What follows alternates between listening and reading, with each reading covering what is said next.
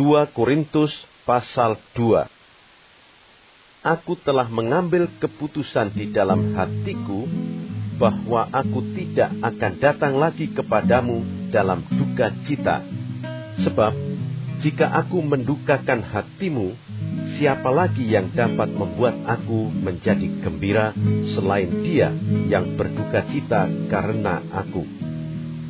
Dan justru itulah maksud suratku ini, yaitu supaya jika aku datang, jangan aku berduka cita oleh mereka yang harus membuat aku menjadi gembira.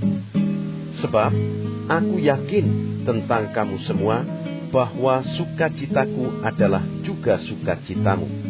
Aku menulis kepada kamu dengan hati yang sangat cemas dan sesat dan dengan mencucurkan banyak air mata, bukan supaya kamu bersedih hati, tetapi supaya kamu tahu betapa besarnya kasihku kepada kamu semua.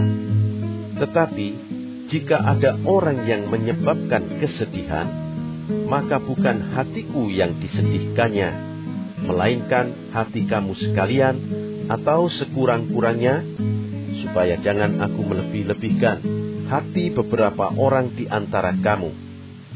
Bagi orang yang demikian, sudahlah cukup teguran dari sebagian besar dari kamu, sehingga kamu sebaliknya harus mengampuni dan menghibur dia, supaya ia jangan binasa oleh kesedihan yang terlampau berat. Sebab itu aku menasihatkan kamu, supaya kamu sungguh-sungguh mengasihi dia. Sebab justru itulah maksudnya aku menulis surat kepada kamu, yaitu untuk menguji kamu, apakah kamu taat dalam segala sesuatu. Sebab barang siapa yang kamu ampuni kesalahannya, aku mengampuninya juga. Sebab jika aku mengampuni, seandainya ada yang harus kuampuni, maka hal itu kubuat oleh karena kamu di hadapan Kristus, supaya iblis jangan beroleh keuntungan atas kita. Sebab kita tahu apa maksudnya. Ketika aku tiba di Troas untuk memberitakan Injil Kristus, aku dapati bahwa Tuhan telah membuka jalan untuk pekerjaan di sana. Tetapi hatiku tidak merasa tenang, karena aku tidak menjumpai saudaraku Titus. Sebab itu aku minta diri dan berangkat ke Makedonia. Tetapi syukur bagi Allah yang dalam Kristus selalu membawa kami di jalan kemenangannya.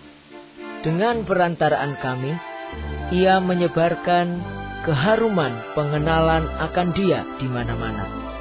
Sebab bagi Allah, kami adalah bau yang harum dari Kristus di tengah-tengah mereka yang diselamatkan dan di antara mereka yang binasa. Bagi yang terakhir, kami adalah bau kematian yang mematikan. Dan bagi yang pertama, bau kehidupan yang menghidupkan. Tetapi, siapakah yang sanggup menunaikan tugas yang demikian? Sebab kami tidak sama dengan banyak orang lain yang mencari keuntungan dari firman Allah. Sebaliknya, dalam Kristus kami berbicara sebagaimana mestinya, dengan maksud-maksud murni atas perintah Allah dan di hadapannya.